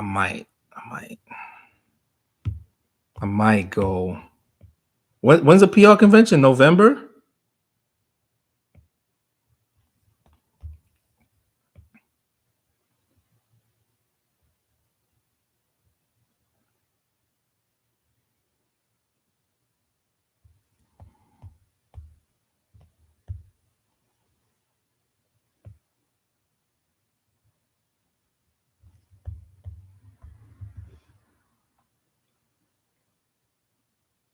Beach party on the 4th. Maybe I could go. I might go.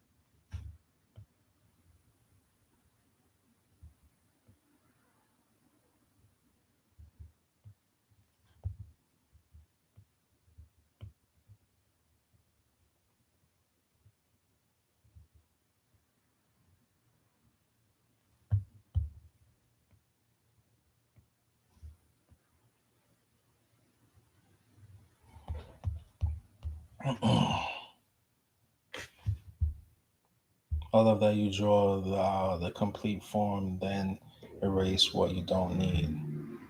So smart.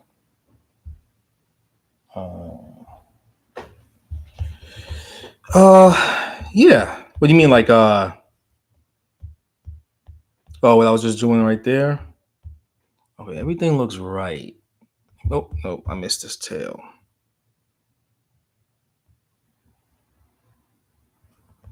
Damn, room. I thought y'all were gonna. Is everything right?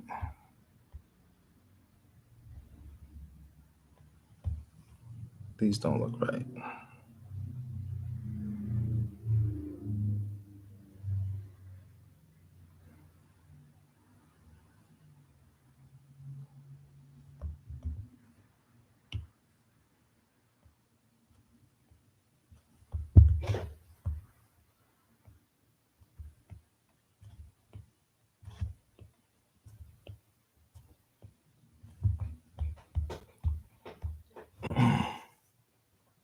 Oh, the scales. Yeah.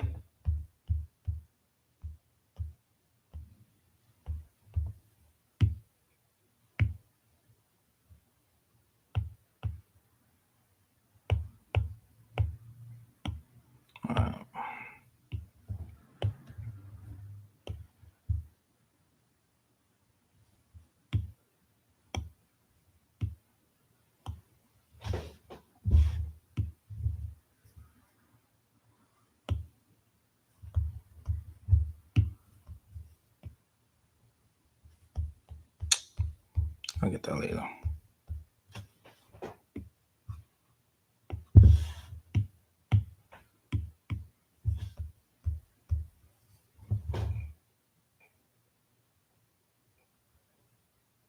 Keeps continuity.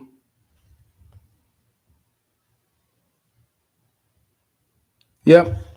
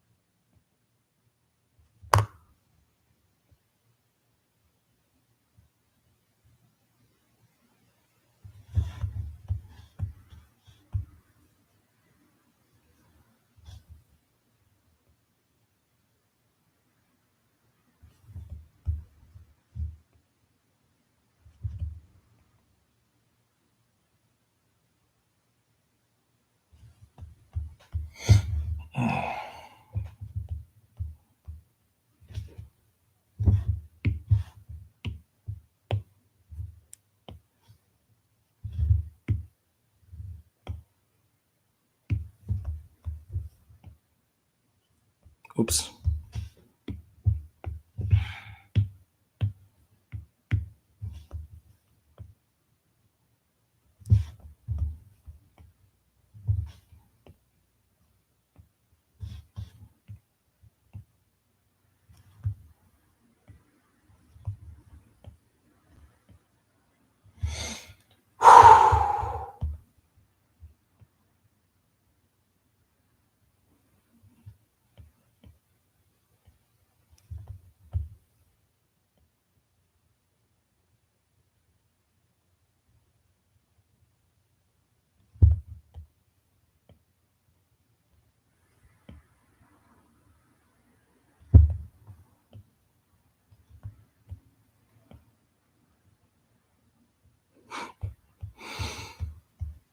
Mm.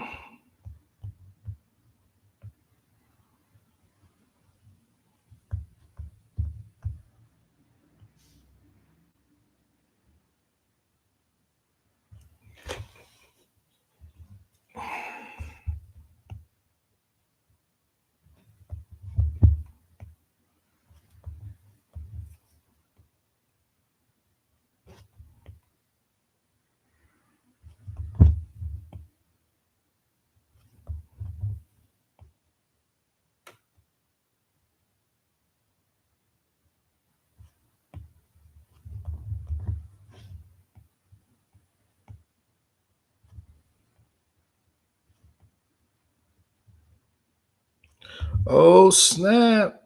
Almost done. Gotta put a little detail here and there, but this Kirin is almost done. Almost done. It's finito.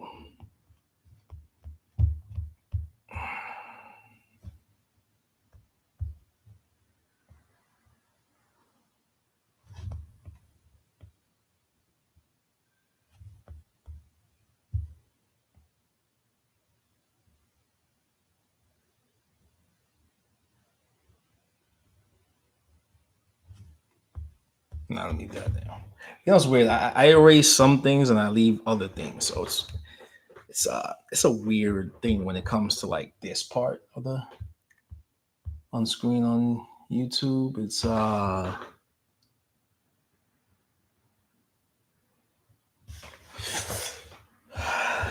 I'm talking about in this area. I erase some, but I leave others. But I should erase that.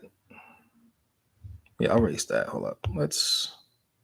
I think I can. I don't really need this part.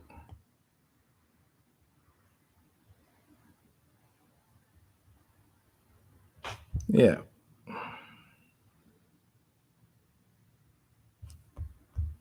There we go. I usually erase this part. Keep it nice, clean, and open.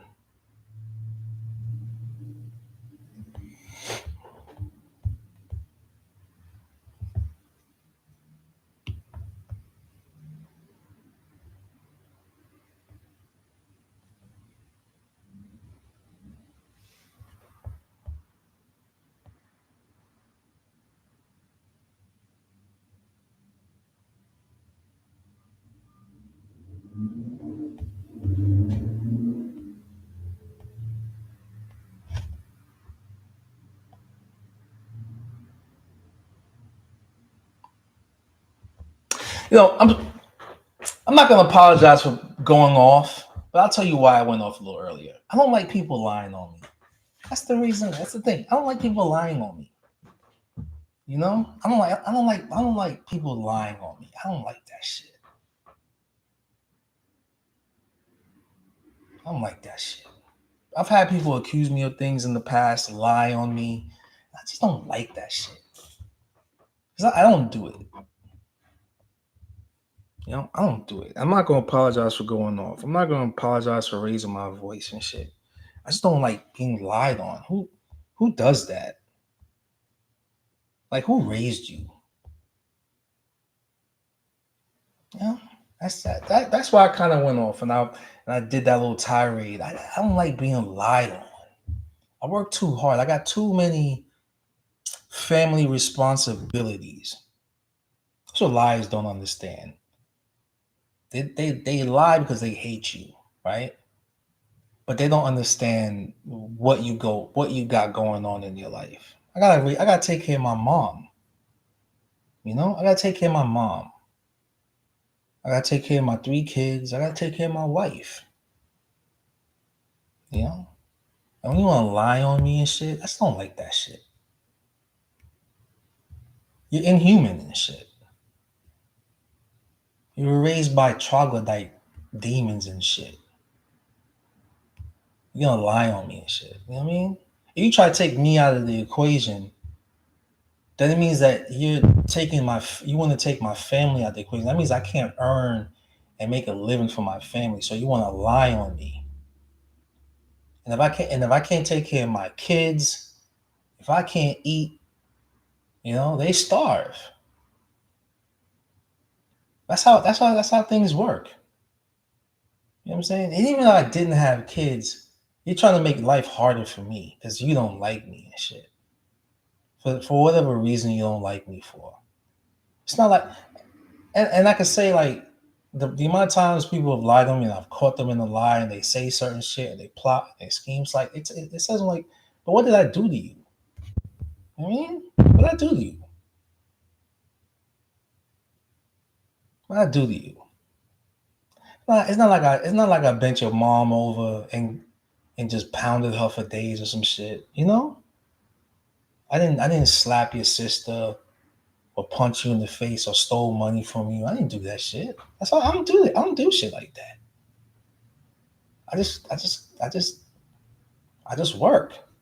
You live miles over there, I live over here, and you lie and shit. Isn't that disgusting when people lie? Yo, some people die because of lies. Emmett Till. A woman lied on him. Shit, that's crazy. You don't know who Emmett Till is? Go look that up. Look that young boy up. Central Park 5. There was another guy out there raping, and I think it was the district attorney at the time lied, and then these dudes went to jail for mad years. That's fucked up. You took their freedom away. You know? Disgusting. See what a lie can do? It's damaging, damaging. Oh my God. Damaging.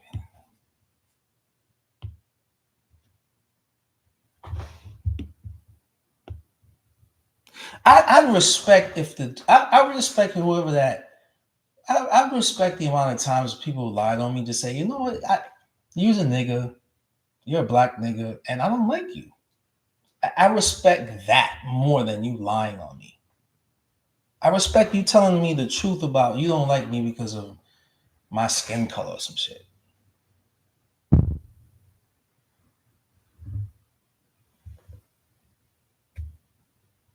You know? I would respect that more than just lying on me for something.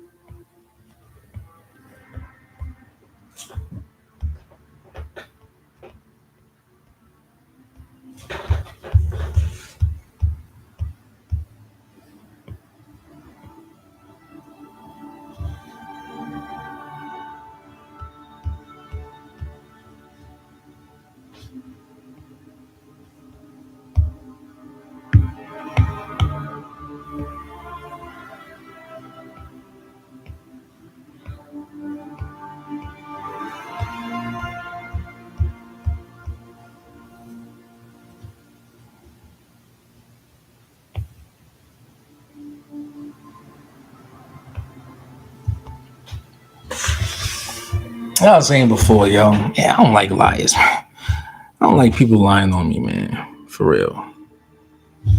Don't you hate that shit? Anybody in the chat, has anybody ever lied on you before? Anybody ever lie on you? Doesn't it hurt? It's like it burns a little bit.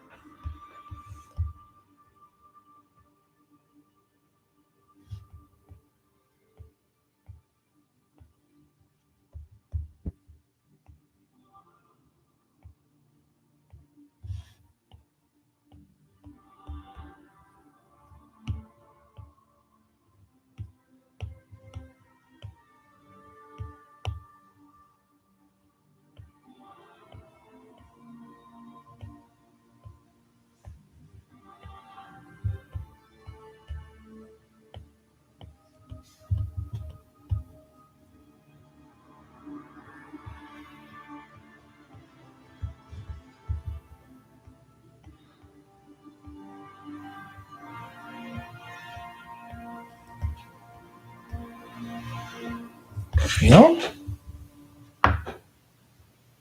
And a lie is mostly an insult most of the time. Yeah, man.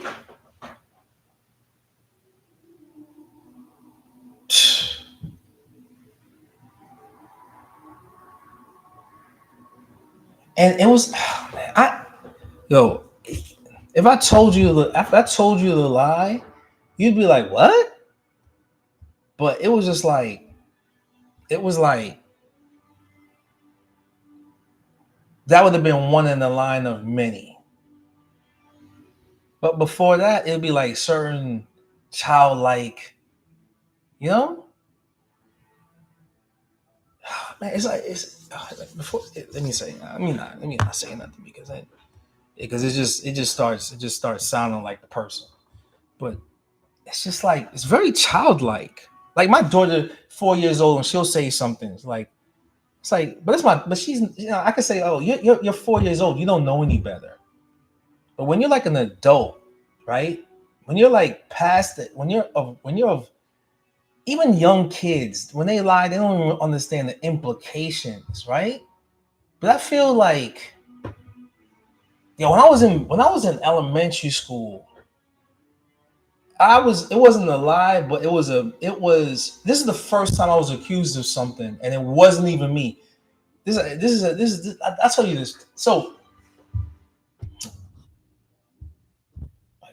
let's make.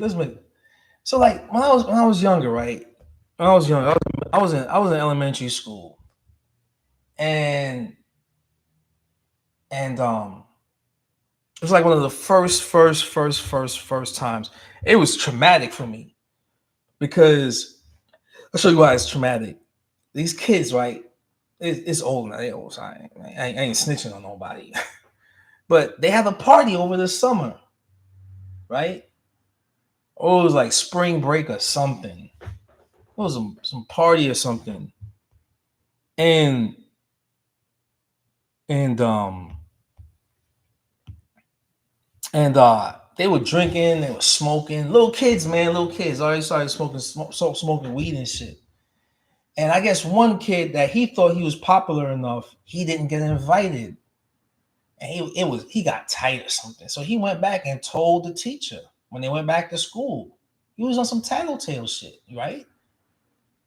And my teacher's name was Miss Benvenisti, or was it Miss Blankstein? No, Miss Blankstein. Miss Blankstein. He tells Miss Blankstein, this kid named Matthew, tells Miss Blankstein that the kids was drinking and whatever, whatever. And so she told all the parents. And what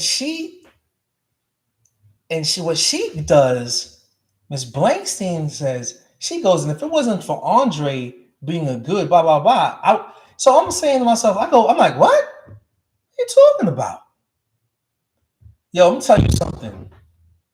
That shit spread like wildfire. Fuck the internet. This is back in like the 80s. Back in the 80s now. And this is before the internet. So word in the mouth was like the strongest thing you could have at the time. And every kid, now these are some of the, I guess, cool kids, right? And they're out for me now. You a snitch, you a rat. No, she go, you're a rat. You're a rat. Why you ratted for? Wait till the end of the day, blah, blah, blah. You getting your ass kicked. I'm sweating in my boots like, yo, what happened? What the fuck? I just came back from, and nobody knew that I was on my mom was like, we're going to Jamaica. I'm like, all right, cool. I didn't know nothing about the party. I had left in the middle of the week to come back the middle of the next week. So it was like from Wednesday to Wednesday. The party happened on Saturday. So I knew nothing about the party. I'm the nerd. I'm the dork. I know nothing about this shit. Nothing about this shit. I know nothing. So I get back the Wednesday or something. I can't remember. I get back the Monday. I can't remember. We left the Monday and came back the Monday, matter of fact. I think it was like that. So when I get back to school on Monday, everybody's like, she says that in the middle of class, and I was like, that wasn't even me. I wasn't even here. And my friends is like, yo, Dre, what the fuck? Why you? I'm like, I wasn't even here. I was in Jamaica.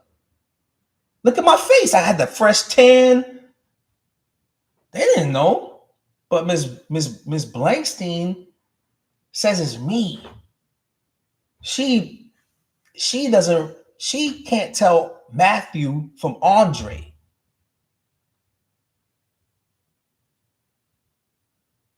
Nobody got my back. Nobody's thinking, yo, how Dre know? Nobody's asking, yo, how Dre know about the party. They just saying Dre's gonna get his ass kicked.